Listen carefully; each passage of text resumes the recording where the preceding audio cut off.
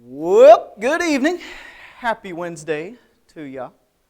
It is time to do our last lesson of the quarter. Sorry to disappoint Nathan that I'm still teaching tonight. My bad. But, yeah. Last one, we'll make it count.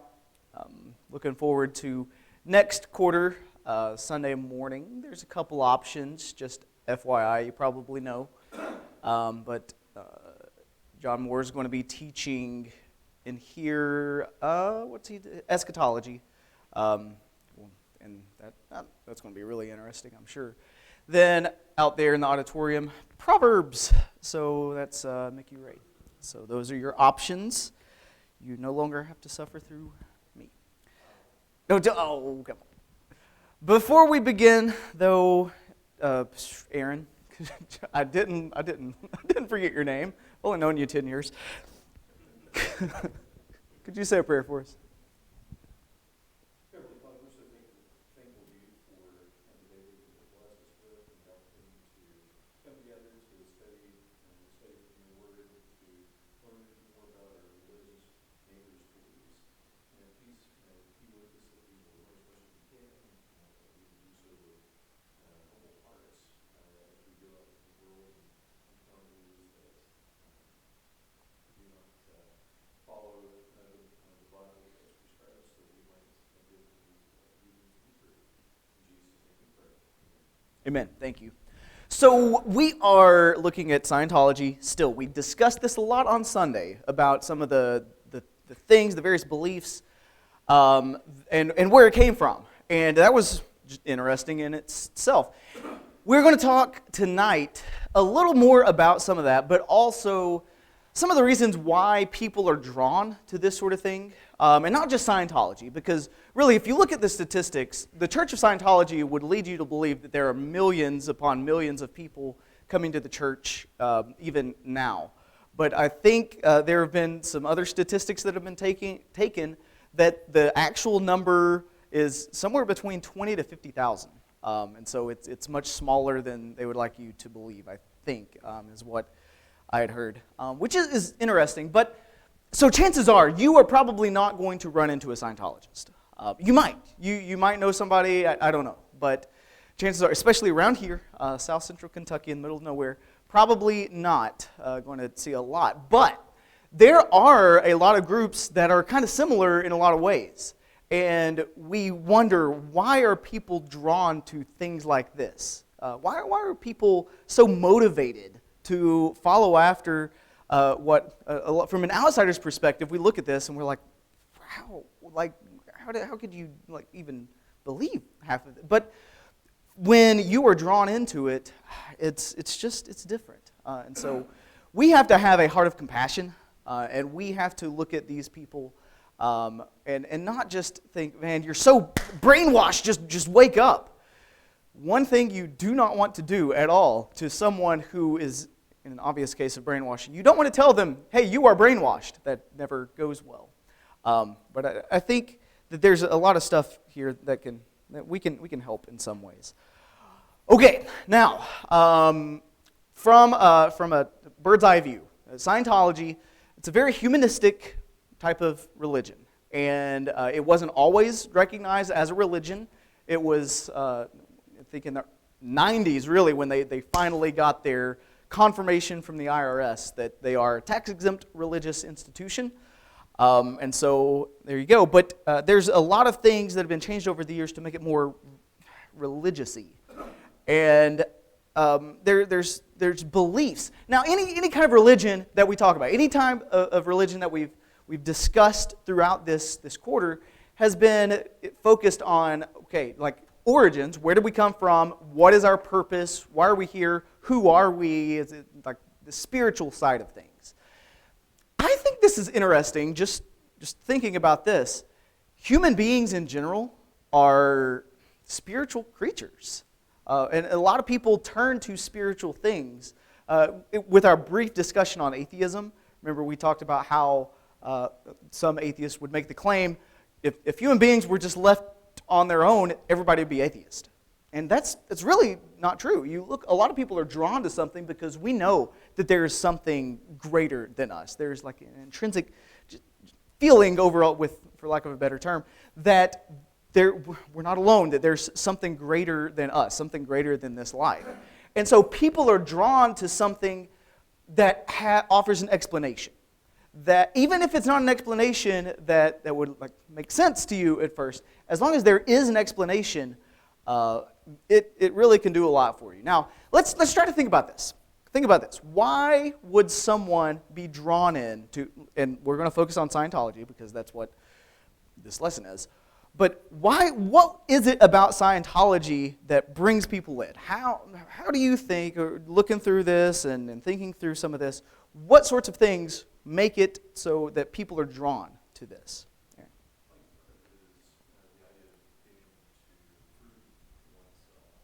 Yeah.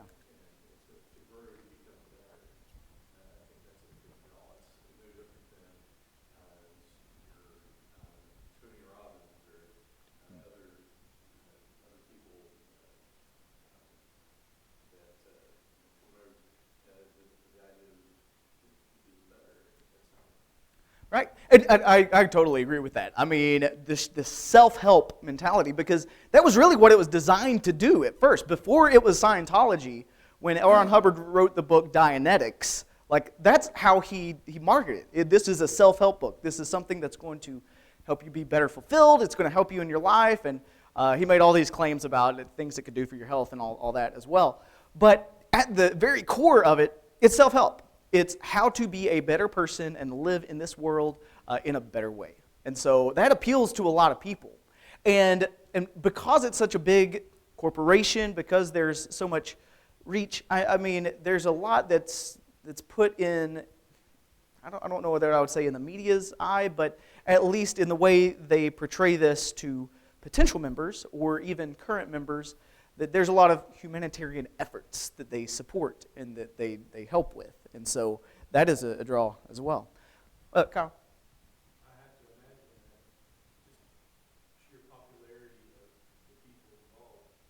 Tom Cruise jumping up and down on the couch probably says, I want to be like him. Yeah. What's he involved in? Yep, exactly. And there's a big draw for celebrity. And like if we have a face that we recognize from so many different movies and just that's known worldwide, and we see them involved with something, and in interviews being able to be like so confident and to give answers for things, and it seems like, man, he can come back with something just automatically, and it's people are drawn to that because it's like, I want some of that confidence. I want to be like that, and so that is a huge tool, absolutely. The concept, as with some of the others that we're talking about, there is no sin. Hmm.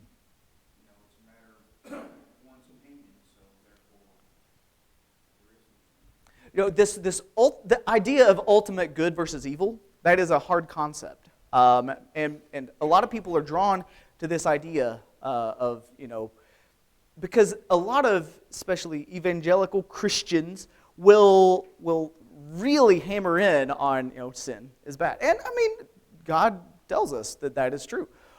But when you have someone who is a little bit gung-ho, and people get this idea that Christians and other organized religions who talk about sin and talk about our guilt, it's a turnoff for a lot of people.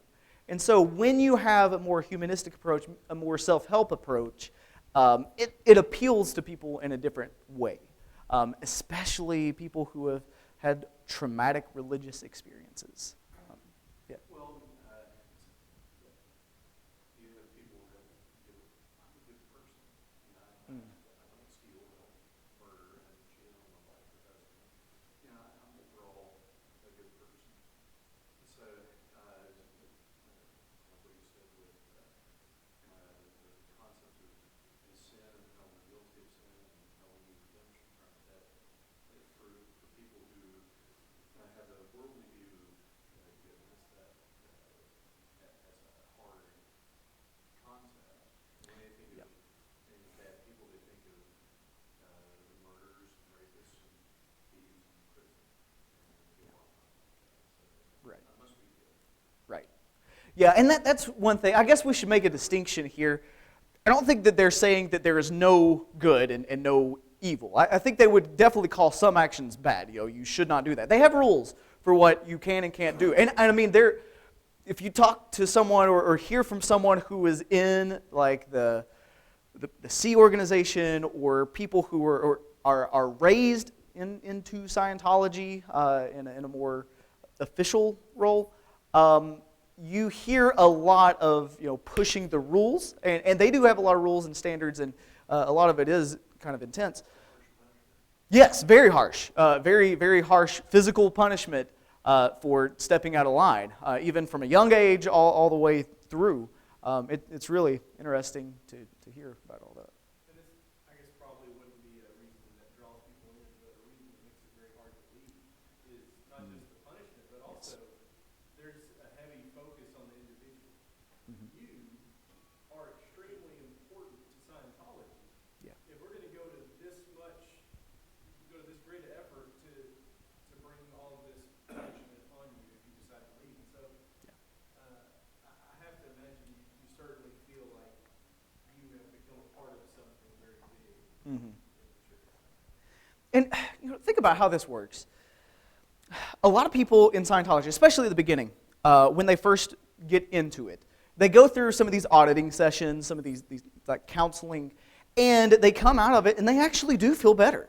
And they get some sense of, psychologically, I'm feeling better about this. And the more that they do those, the better they feel. And they associate the good feelings that they have with this organization. And so they start to see this as the whole organization must be good. Now, even when they get into these situations where people are abusing their power or, just overstepping their bounds, they're just like, oh, well, that person must not be good. But still, the organization as a whole, I've seen so many good things. I've seen, so they call them wins. They've had these wins, and they're able to do so many things. And I've seen people who, they were sick, but they got better. And so it must have been Scientology that cured them. And people, just seeing those things and being told those things and sort of being indoctrinated, it makes you trust the organization even when you're experiencing or witnessing some things that don't line up with your expectations. But you also have this sense in which they're told that it's kind of like a Buddhist or even a Hinduist approach of karma, a very Eastern religion type idea, that if things are happening to you, if bad things are happening to you, even if it's abuse, then that must mean that you have done something to deserve that. Because your engrams, those things, you have done something, maybe not in this life, maybe it was a past life, that you've done something to deserve where you are. And so you start to feel like, man, I'm just a terrible person. They're coming at me with all this stuff. I can't even think of anything that I've done wrong, but there must be something wrong with me. And that's a common phrase that I heard from a lot of people who have left the Church of Scientology. They'll say, I thought there was something wrong with me because, everybody else, it seems so good and perfect, and this has helped so many people. My minor inconveniences are nothing compared to the overall goal of what the church is. Yeah, that's a common phrase that if it was abuse, Yeah. man beats his wife, and the next day, that'd be my fault. Yeah. Right.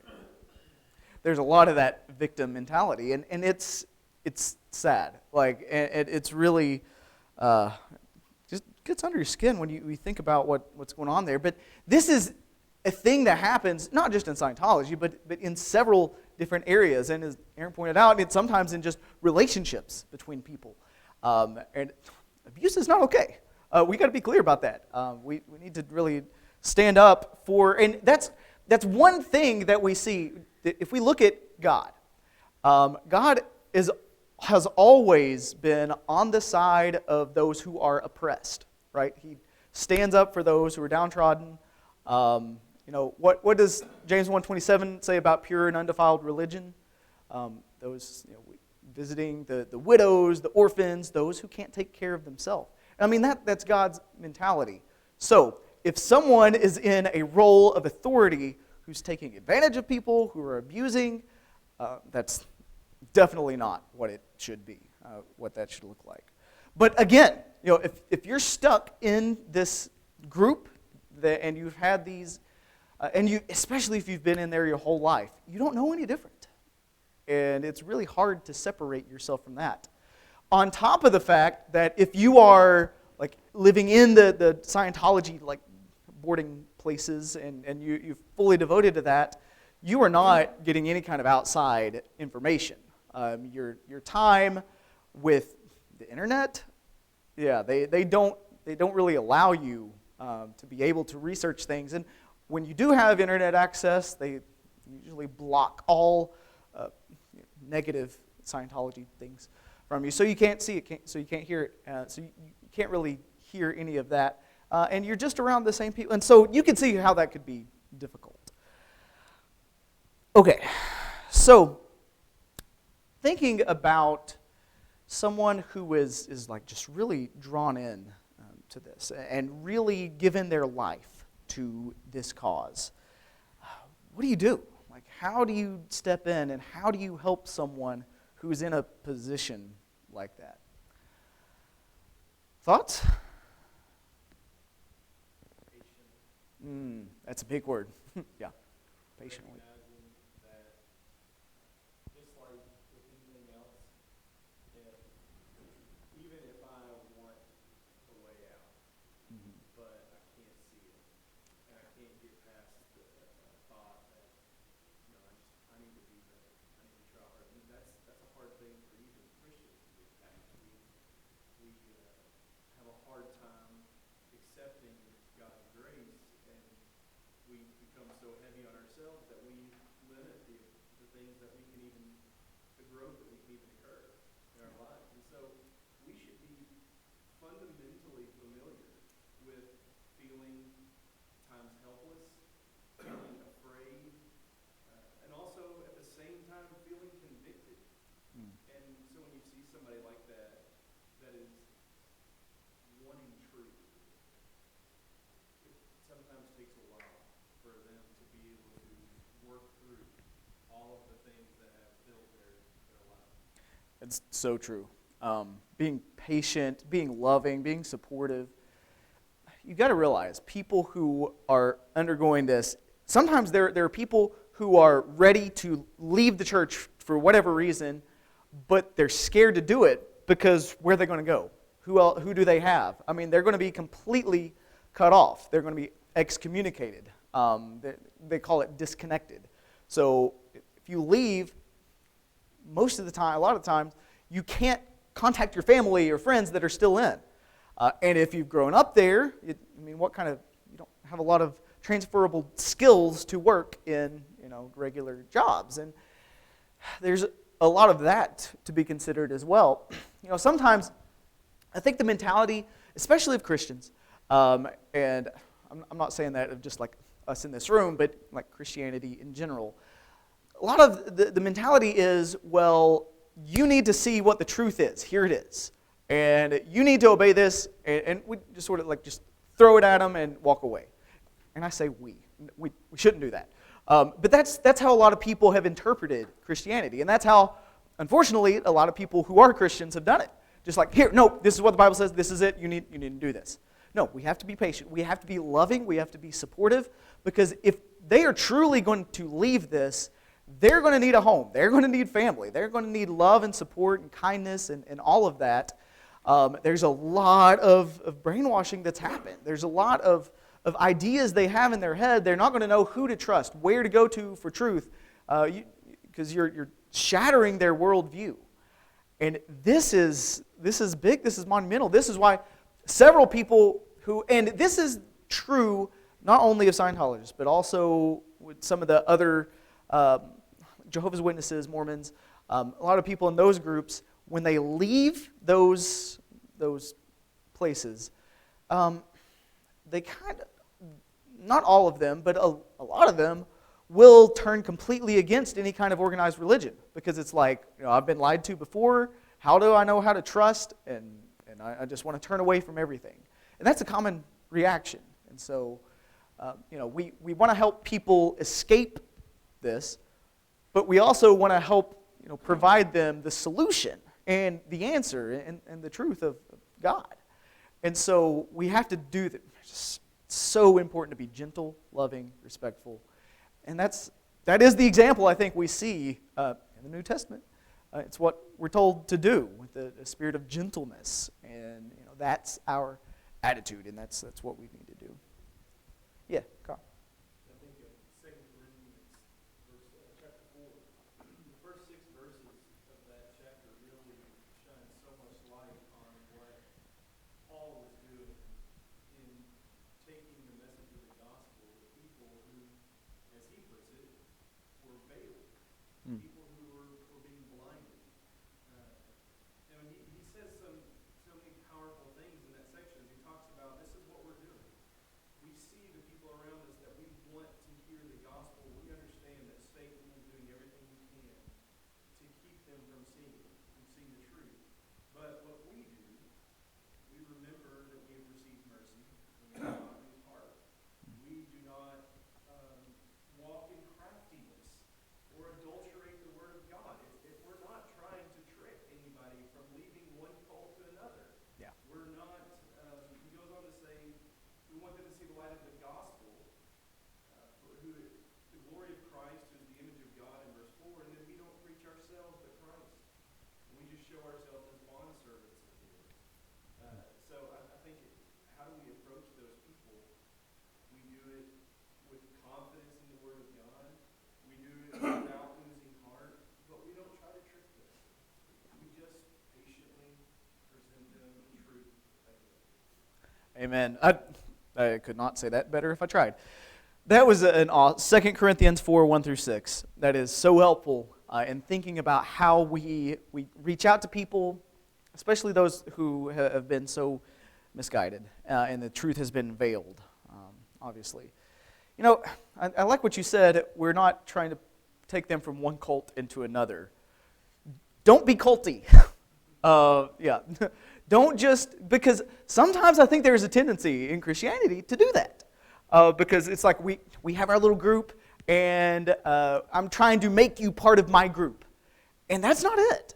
Now, we should not be trying to, and I want to be very clear with this, we should not be trying to convert people to this church, to this group of people, this local body right here. We need to show people the gospel, the power of God into salvation, show them the kingdom of God. That's what we are inviting people to. That's what we're trying to bring people to, the overall kingdom of God. It's not like we just want you to be part of our club and hang out with us and do that. That's not it. And that should never be our goal. And we need to recalibrate our minds if that's how we're thinking and approaching things. Because wouldn't that be like a bringing from one cult to another? No, it's not like, we are good in here, we need to keep everyone out. That's so dangerous. And we have to be sure that we're not doing that. And it does the same thing that they do. It focuses on the individual. Yeah. Instead of Scientology saying you need to belong to us, it's Southside saying you need to belong to us. Instead of focusing on God and focusing on Christ, who is far greater than denial. Yeah, exactly. Because if we start turning it into, I don't know, it's about us individually.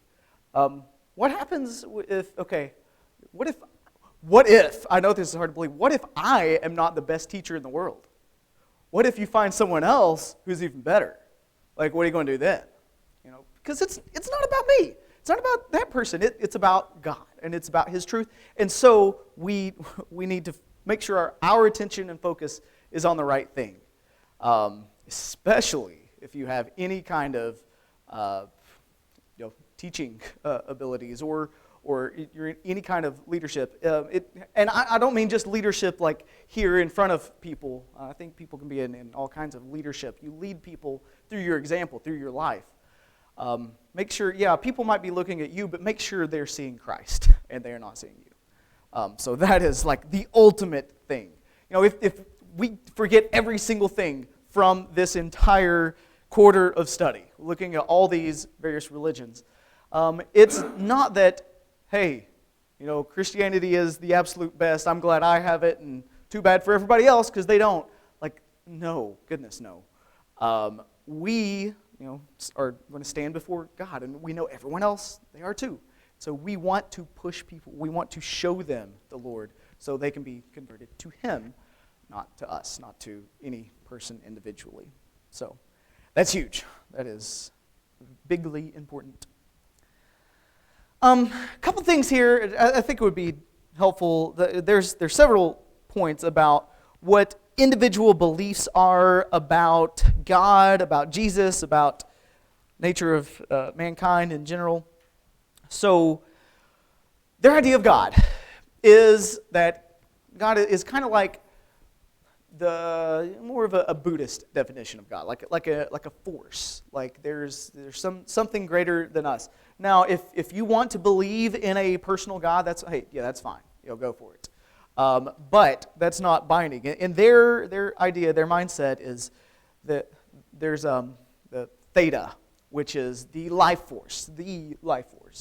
And remember, individual souls are called thetans, and those are the things that fly around, that possess your physical body when you're born, and that's who you are. And that's what is reincarnated, which they don't use reincarnated, assumption. There it is.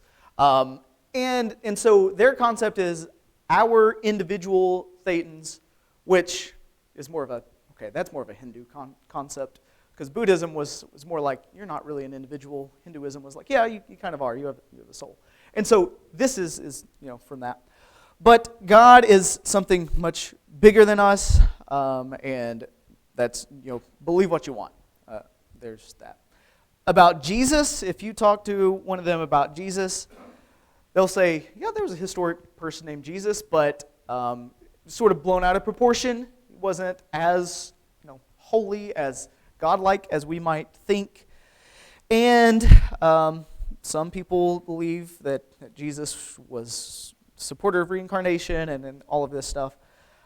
So there's that. Holy Spirit, not talked about a whole lot, because it's more of my spirit, the thetan that you are.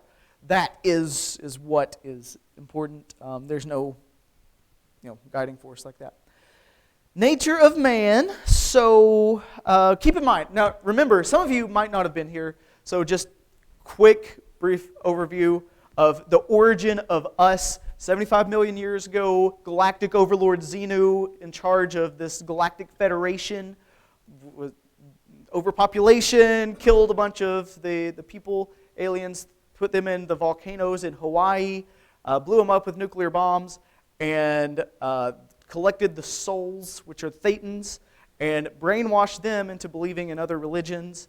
And those are the things that keep possessing our physical bodies that are being born. And each person, they might just have one thetan, but usually you have a lot more, sometimes up to thousands. And one of the goals of Scientology is becoming clear, getting rid of all of the negative thetans, everything else out of your body, until you are just one, and you are called an operating thetan because I am in control. And that's like the overall idea. Bad karma, the engrams, the things that when you're doing an auditing session, you make the little needle move. Those are bad thoughts, bad feelings, and those need to be totally done away with. Once you're clear, you're done with all of that, and that is your salvation. You can, like the Hindus and Buddhists believe, stop doing the whole reincarnation process and just become one with the thetan, I guess, and not have to come back. So there you go. Any questions or comments about any of that? Yeah. I was going to say that it's everything with Xenu and the volcanoes and all that you mentioned on Sunday. That's not tied to them until Oh, much correct. later in Scientology when they've been steeped in the self-improvement and the psychological aspects. Right. Yeah. And that's OT level 3, operating thetan level 3, which is pretty high up. Takes you 7 to 10 years to get there if you come in from an outsider and you just start, and it would cost over $100,000 to get to that point. And so, think about that. That's another reason why I think people are so dedicated to that, because it's like, okay, all that stuff early on that really brings people in and gets them attracted to it and really makes them a believer in that. Once you start layering on some other things that are like, I don't know about that, start to make you question, but then you're like, but I've spent all this time and money, and I'm so invested in this, how can I turn my back on it? So that's like from a outsider becoming a Scientologist and going through that process. If you're born into it, it's kind of even worse because, or if you become a Sea Org member, which is like you're in that boat thing, or you're in the organization on the mainland where you're doing church business all the time, they make you sign these contracts. We talked about this, 1 billion years of service. And another thing I don't think I mentioned, I might have, but any expenses that you incur throughout your life as a Scientologist, if you leave, you owe all that money. That's what they say. You owe all that money. And so if you were born into it, you were a Sea Org member, you went through all this, you didn't have to pay for anything except with your life. But if you try to leave and you've gone through all of these levels and you got up to OT level 3 or even higher, then they would say, if you ever try to come back, like you're going to have to pay all that. And all of your like living expenses, room and board, whatever, they would say that you owe $1 gazillion. I don't know, a lot of money because of all that you did. And so like that's a thing too, because if you're kind of wavering, kind of doubting, should I leave, should I not? Like if I leave, maybe I'll just come back. But if I leave and then try to come back, it's going to cost me all of this, and so like I don't know what to do. And so you can see how people get trapped, kind of get stuck with all that. Okay, so that was that part. Sin, we discussed this some.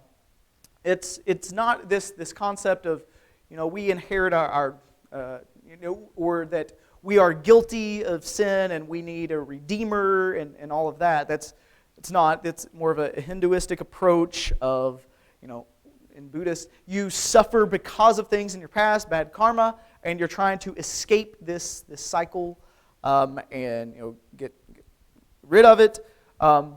They do think there is some good and bad.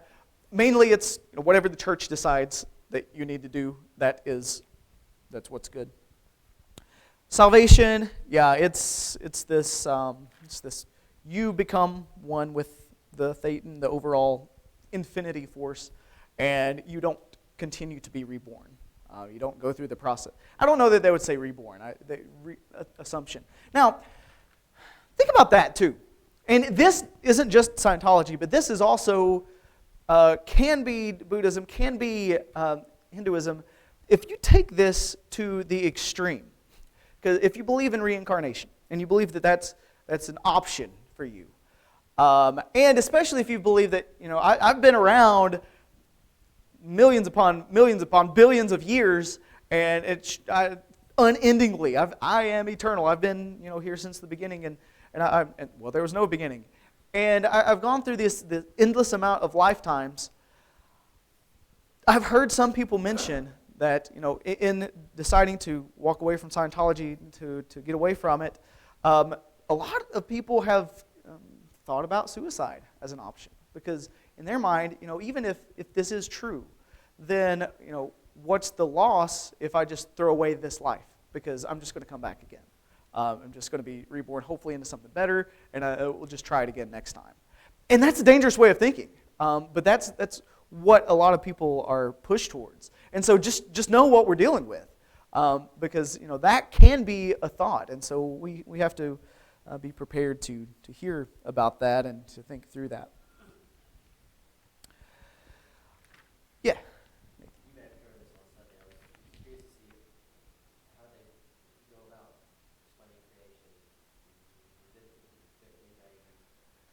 The ultimate, beginning creation, kind of fuzzy on that. I don't think that anybody has said this is what has happened. I think they do say that God, but not God, this eternal force, infinity, has lasted forever and that's been around forever. But as far as like actual creation of everything, they're not really concerned about that.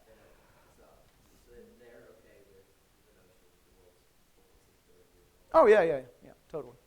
And what they would say it's much older than that, and maybe there's been some like processes that have, impacted that. But you think one of the things that L. Ron Hubbard said about, I heard an interview, and he was quoted as saying, 75 million years ago, when Xenu came and brought all of those aliens and dropped them into the volcanoes and blew them up, that the Earth at that time looked remarkably like the 1950s. Like the roads were exactly like the people dressed the same. They had the same kind of stores. They had the same kind of like cars and airplanes. And actually, the airplanes you could retrofit them with some like rocket fuel and turn them into spaceships, and that's what actually carried the aliens to planet Earth, which is Tegiak is the actual name of Earth, and that's how they were dropped in.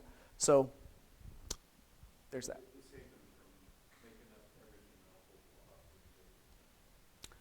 Right.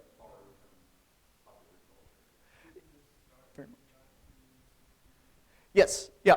1960. So yeah, it was in the 50s when he released his book Dianetics, 1950, and then it sort of evolved from there.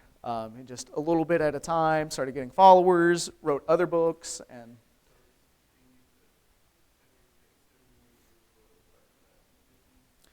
yeah, it's interesting how that works. Yeah, it was. He was really good at explaining things in the 1950s because, he was living then. So, yeah, that is something to think about. Now, keep in mind, I keep saying keep in mind. Think about all this. So, what they will tell lower-level Scientologists is you are probably, well, they might not even say this, but they will tell them if you are ever faced with OT level 3 information and you aren't ready for that, you aren't OT level 2 getting into that level, that if you hear that information, if you hear anything above what you're ready to hear, it can cause physical problems, it can cause mental problems, it can cause death. And so, like, you're literally scared to death of, like, looking into this stuff, right? And like, looking and digging further.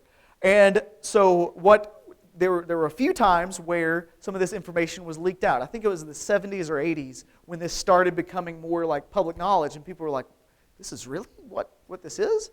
But they would warn the people, warn the Scientologist, don't listen to that, don't pay attention to that. And they were like, Xenu, if a lower level member asked an upper level member, hey, is Xenu, is that the thing? And they'd be like, no, that's crazy, why would we do that? They were instructed to lie about it because, like, we can't get that information out there. But then when you get to that level, it's like, this is what you've been waiting for. This is it, the grand reveal. Do they lie about it to the lower levels in an effort to protect them from the dangerous things that would happen if they learned that knowledge before they were ready? Yes. Yep. It is. Oh, yeah, exactly. And I think that's how it would be framed. If a family member, even if it's a close friend, like still, you would have to outright lie, or there would be major consequences. And there was a lot of those in a lot of things. But okay, so some of this stuff on tips on teaching a Scientologist. Depending on, and this is such a cop-out answer, and I've used it every single time, but I'll use it again, depends on the person. It really does. Because if someone is willing to look at the Bible and read it, and they're curious and they want to know, by all means, do it. Like, go to the Bible. Show them the freedom that God offers. Show them Matthew 11, 28 through 30, about the burden that Jesus takes off. My yoke is easy, my burden is light. Because if they're faced with this, especially if they're knee deep into it, and they've been doing it their whole life, it can be burdensome. It can be something that just weighs on them, and it's constant. And so, maybe this is something that'll reach them. Maybe this will talk to them. A lot of them are told that everyone else is bad, and so if we can show them that not everybody, it's not like good people are Scientologists, bad people are everybody else. Like, show them the good, show them love. Just speaking of that burden, I read somewhere that the books, the required reading to be a Scientologist, you have to purchase that. Oh, yeah. Sometimes at a price of several thousands. And every time it's updated, you got to purchase the updated version too. Yeah. So I imagine that a lot of people, not just with, they have probably taken out loans even.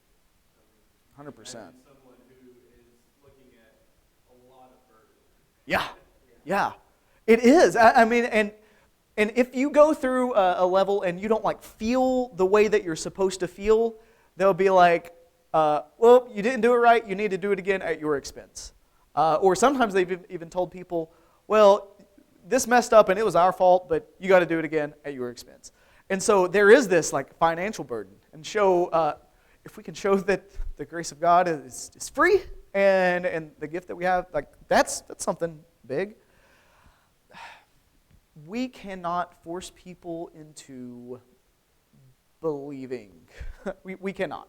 Because think about it, that's what's happened to them. If they've been forced and brainwashed into that belief system, do we really want to force them into belief, into the way that we see things? That's not our approach. They have to come to this on their own. And so sometimes it might feel disheartening, discouraging when you're talking to someone who is just so drawn into that. But remember, show love, show patience, show kindness. Even in all of this, just throw some things out there and just share, hey, maybe you've not seen this yet, but pay attention to the injustices, and that might be something that you say to them. Has everything been fair? Are the people who are higher up in the church, are they treated the same as the people who aren't? Are celebrities treated any differently, and that sort of thing? And even coming out and saying it's okay to leave, and just verbalizing that and saying that, and let them know that I will help you however I can. If you need a place to stay, you got a place, or whatever, because they're going to need a lot of support and a lot of that. And so, I mean, it's one of those things we have to show our love and show our concern, and maybe they'll be led to search for truth.